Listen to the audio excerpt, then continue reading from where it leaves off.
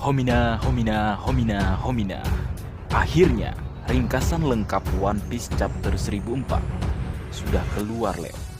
Terima kasih kepada Redon dan Arlong Park Forum. Jadi, mari kita lanjut berlayar. One Piece Chapter 1004 diberi judul Kibi Dango. Di cover chapter kali ini, kita melihat Tony Chopper bersama dengan seekor tupai dan juga seekor monyet. Mereka sedang memakan permen Rumble Ball bersama-sama. Baik, chapter kali ini dimulai dengan salah satu shinichi atau headliner bajak laut buas Kaido, yaitu Speed. Dia terlihat sedang berkeliling di kastil Pulau Onigashima. Speed memberikan Kibi Dango kepada para gifter, dan dia mengatakan jika Kibi Dango tersebut adalah obat pemulihan khusus dari Queen. Kemudian kita melihat sedikit flashback cerita bagaimana Otama yang pergi ikut bertarung ke Pulau Onigashima. Diperlihatkan ternyata Otama ingin melihat negeri Wano Kuni dengan Kozuki Momonosuke sebagai shogunnya.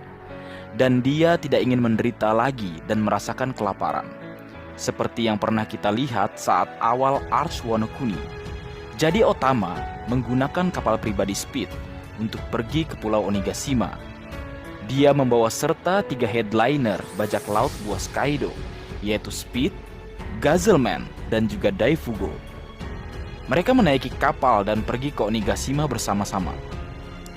Di kapal, Otama membuat Kibi Dango dalam jumlah yang besar atau jumlah yang sangat banyak. Wah, ternyata Otama tidak modal nekat berangkat ke Onigashima. Dia ternyata memiliki sebuah strategi dan mempersiapkannya dengan baik. Mantap Otama. Baik, kembali ke masa sekarang, kita melihat Gazelman dan Daifugo berlarian di sekitar kastil kediaman Kaido atau kastil Pulau Onigashima. Mereka juga terlihat sedang membagikan Kibi Dango kepada para gifter. Agen Otama mulai bekerja, Leo. Widih, mantap. Kemudian cerita berpindah ke pertempuran antara Franky yang dalam mode Iron Pirate-nya melawan Sasaki yang juga dalam wujud Zoan purba model Triceratopsnya. Franky Shogun menembakkan Weapon Lab ke arah Sasaki, namun serangan tersebut tidak berhasil. Entah maksudnya tidak berhasil mengenai atau tidak berhasil melukai. Hal tersebut masih belum jelas. Jadi, mari kita tunggu big spoiler atau bocoran manganya. Kembali ke cerita, Sasaki berusaha menyerang Iron Pirate Franky Shogun, sepertinya dengan serudukannya. Namun Franky berhasil meraih tanduknya dan kemudian membantingnya. Mungkin seperti gaya-gaya Smackdown-nya. Iron Pirate Franky Shogun bersiap menembakkan senjata lain miliknya. Namun divisi lapis baja bajak laut buas Kaido melompati dan meraih lengan serta kaki robotik dari Franky. Gifter pasukan lapis baja tersebut sangat kuat.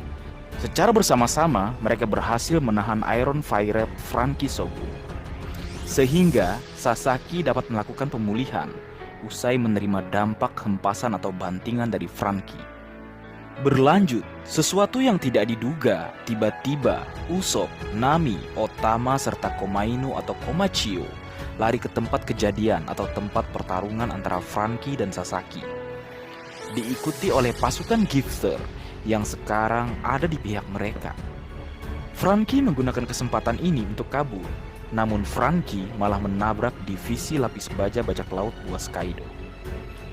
2 Tobirovo atau Flying Sick bajak laut buas Kaido, yaitu Ulti dan Pekwan yang mengikuti Usopp dan Nami, berteriak bahwa para gifter telah mengkhianati mereka.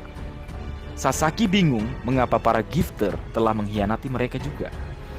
Ulti melompat dan menerjang ke arah Komachio atau Komainu, namun Nami menggunakan Thunder Lance Tempo untuk menghentikan Ulti. Serangan itu mengenai Ulti secara langsung, dan dampak dari serangan tersebut membuat Ulti terjatuh ke tanah. Nami berkata, serangan ini tidak cukup kuat untuk menghentikannya. Aku butuh petir yang lebih kuat lagi, ujarnya. Mantap Nami-chan, ayo tunjukkan hasil latihanmu. Dulu kau pernah menumbangkan CP9 dengan serangan petirmu. Sekarang waktunya membuat gosong si kadal purba. Sementara itu, Usopp menggunakan Hitsatsu Kibidango Star untuk menembakkan Kibidango ke mulut para gifter divisi lapis baja bajak laut buas Kaido dan mengubah divisi lapis baja tersebut menjadi sekutu yang ada di pihak mereka. Sasaki bingung kenapa pasukannya berbalik melawannya atau menyerangnya. Dan Iron Fire Franky Shogun mengambil kesempatan tersebut untuk melakukan serangan. Iron Fire Franky Shogun menggunakan serangan baru yang diberi nama Frontblade Victory V Flash dengan pedang yang memancarkan cahaya. Iron Fire Franky Shogun berhasil menebas Sasaki. Serangan itu mengenai Sasaki secara langsung dan mengeluarkan darah dari tubuh Sasaki. Berpindah ke Black Maria dan Sanji. Sanji mengalahkan semua bawahan laki-laki Black Maria, namun dia tidak akan menyentuh bawahan perempuan dari Black Maria. Jadi Black Maria berhasil menangkapnya lagi menggunakan jaring laba-laba.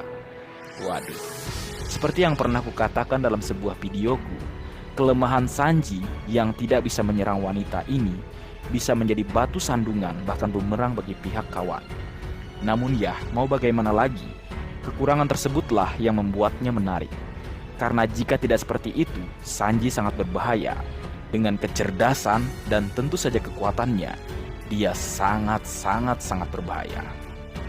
Berlanjut, Black Maria meminta Sanji untuk berteriak memanggil Nico Robin, dan bawahannya dengan kertas bertanda mata akan mengirimkan suara yang Sanji keluarkan menuju ke seluruh kastil untuk memancing Nico Robin ke tempat Black Maria. Dia mengatakan Kaido memerintahkannya untuk membawa Nico Robin hidup-hidup. Menurut Black Maria, Nico Robin akan terluka sampai-sampai dia tidak bisa melarikan diri dan akan tetap hidup sampai Kaido selesai menggunakannya. Maksudnya memanfaatkan kemampuannya yang mampu membaca poneglyph ya. Pikirannya dengan traveling Leo. Mendengar apa yang Black Maria katakan, Sanji berkata, jangan berani meremehkan Nico Robin. Yap, tepat seperti yang Sanji katakan, Nico Robin itu kuat. Dan kita tahu saat time skip, dia sudah berlatih di markas pasukan revolusioner di bawah arahan langsung Om Dragon. Justru dengan memancing Robin ke tempat tersebut akan menguntungkan pihak aliansi klan Kozuki. Karena kita tahu jika itu terjadi, berarti Nico Robin akan melawan Black Maria. Dan kesempatan tersebut bisa dimanfaatkan untuk membebaskan Sanji, sehingga Sanji bisa fokus ke lawan yang lebih kuat, dan tentu saja seorang pria. Queen adalah lawan yang cocok jika kita mengaitkannya dengan masa lalu keduanya, yang sama-sama terhubung dengan Germa Double Six atau Pinsmoke Judge. Kembali ke panggung utama, Bao Huang mengumumkan bahwa salah satu mata-matanya, yaitu tikus dengan kertas bertanda mata, telah menemukan para sarung pedang merah atau Red Scabbard atau para abdi setia Kozuki Oden. Mereka terbaring tak sadarkan diri di sebuah ruangan di dalam benteng kastil. King the Wildfire masih sibuk. Dikatakan King terlihat menerima laporan tersebut, namun tak terlihat atau tidak jelas siapa yang sedang dia lawan. Jadi dia memerintahkan seseorang untuk pergi dan membunuh para samurai itu atau para abdi setia Kozuki Oden secepat mungkin.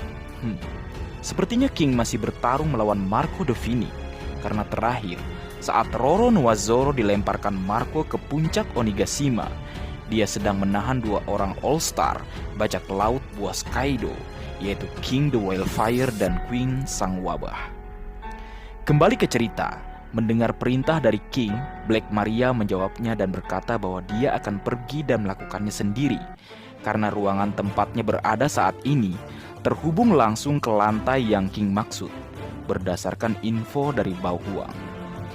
Mendengar itu, Bao Huang berkata, cepat lakukanlah, namun waspadalah karena ada 10 orang di ruangan tersebut.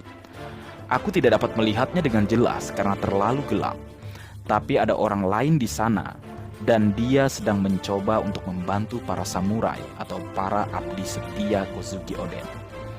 Kemudian cerita berpindah di dalam ruangan tersebut. Terlihat siluet seseorang yang misterius yang nampak sedang merawat luka Kinemon. Orang tersebut berukuran normal atau setengah dari ukuran Kinemon, dan kita melihat sisi wajahnya dan bentuk hidung atau mulutnya. membuat orang tersebut terlihat seperti perempuan atau mungkin juga laki-laki muda. Tapi kalau menurutku, hanya ada dua kemungkinan siapa itu. Semoga saja benar. Coba-coba tebak-tebak berhadiah. Menurutku, kalau tidak Kozuki Hiyori atau Komurosaki, tentu dia adalah Lady Toki atau istri dari Kozuki Oden. Namun pilihan pertama sepertinya yang akan menjadi kemungkinan terkuat. Namun pilihan kedua juga akan menambah suasana atau kemeriahan dari chapter kali ini. Untuk reviewnya, sepertinya sedikit telat nanti Leo, karena Mimin sedikit ada kesibukan. Jadi kumohon kalian sedikit bersabar ya. Bagian terakhir, pantun singkat untuk kalian. Si Sanji memasak bubur. Leo, minggu depan udah libur. Baik, mungkin segitu dulu yang bisa aku bagi bersama kalian Leo. Semoga kalian terhibur dengan apa yang aku buat dalam kesempatan kali ini.